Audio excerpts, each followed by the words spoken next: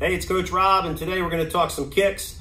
I'm going to go ahead and show you your 3 basic kicks that you should know, at least get started with. If you're already more advanced, then just use this as a way to go back over your basic mechanics and just make sure that you're not throwing your kicks like with less power or less technique than you could be. So it's good to go back and revisit some of the basics and the basic mechanics of your technique. Practice that, it's going to help make you better. Sometimes even good fighters they fall back a little bit and get a little sloppy. All right, so if I'm going to start with a kick that's going to keep somebody away, it's going to be the front kick or the front thrust kick. There's a front snap kick, there's a front thrust kick. Thai fighters call it a teep, but basically it's a straight line kick. So what I'm doing is I'm pulling back my toes. Now, you can throw this with 2 different ways. You're going to come straight up, first of all, so like a knee strike. So if you practice your knee strike, then your front kick will be pretty much a similar motion. So it's not a bad idea to practice the straight knees first.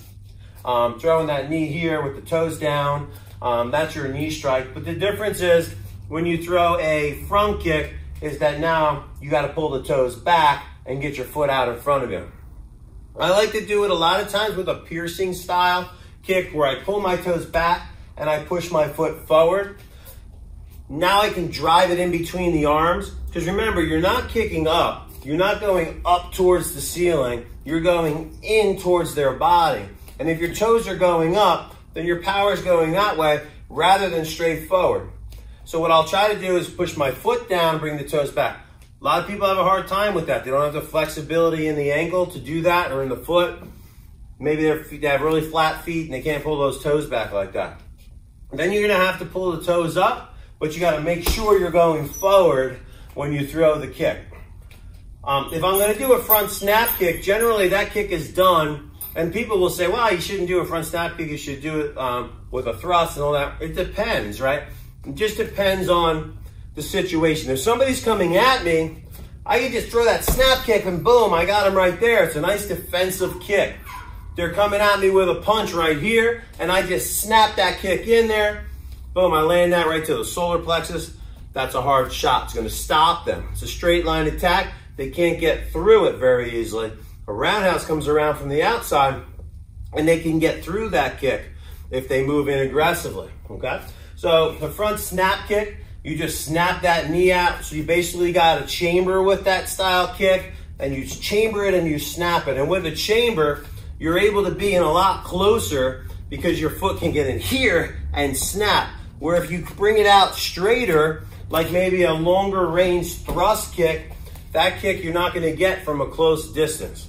Sometimes that snap kick's good when you get your back against the ropes. Hopefully you're not against the ropes, but if you are, you can use that snap kick to keep someone away from you. Catch them when they're throwing that big shot at you right there. All right, so that's the front snap kick. The front thrust kick, I got to get that right hip or back hip into that shot more, a little longer range shot, and I want to drive it into that person like that. So my back hip here is going to come straight forward and really drive into that kick. Try to keep the hands up, because if you're coming out here like this, you're landing like this, you're wide open for counter shots, right? You got to keep the hands up when you're kicking. That's kick number 1. Kick number 2 is the roundhouse kick. And when you throw the roundhouse kick, it's coming around. It's better off being thrown when you're moving somebody backwards, or they're standing straight in front of you. It's not going to be a great kick to stop somebody that's coming forward unless you just can connect perfect. You can beat up people's arms with them, get their arms to start falling down, and then you start going up to the head with them. So you start driving in some body right here, and then over time you start going back up to their head. It'll be a good strategy.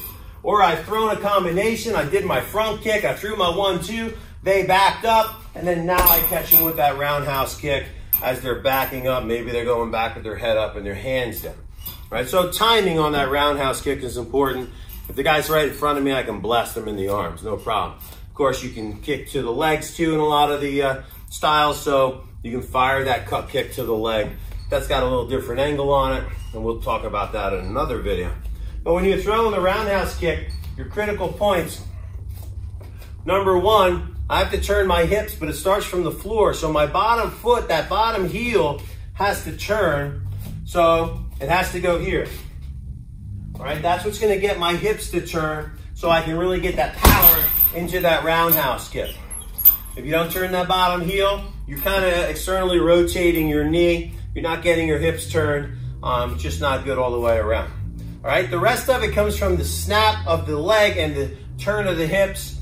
And even if you throw with a little more of a straighter leg, it should still kind of be bent. It shouldn't be, it doesn't have to come all the way back, but it should be bent so that you're kicking through the target here and generating more force.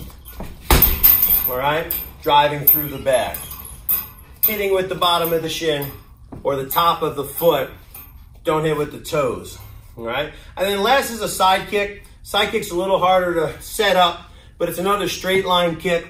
The problem with a side kick is that you have to sometimes get your stance more narrow, so it can be like a telegraph. But basically, if your side kick is gonna come up right, that bottom foot, that your kicking foot, should be on this side of your base leg, not back here like a round kick. So your round kick position is here, and your side kick position is here. All right, and if you don't get that foot crossed over here, it's gonna come out like a crappy round kick and people are gonna get right through it. So you gotta work on the location of where that chamber leg is, okay? Now, once I get that foot from here, I can snap it out and fire it in. I can do it with steps. I can do it with bounds. I can do it with spins, but it's a more difficult kick to set up because you kind of got to be like this. And if I'm standing like this, I can easily get kicked in the leg, which is why a lot of fighters will widen their stance when there are leg kicks involved. So I can throw round kicks, set up side kicks. That's a good way to go so that I don't end up getting myself telegraphing that side kick or getting myself kicked in the legs by adjusting my stance too much in this side kick kind of position. But we'll get more into the side kick as we go along. But those are your 3 kicks. Practice them. Make sure you're doing them with good form and don't hit your toes on the bags or worse, on somebody's elbow. All right, so I'm Coach Ralph. Those are your 3 main kicks: the front kick, the round kick, and the side kick. We'll see you next time. I hope you like the videos and get to work.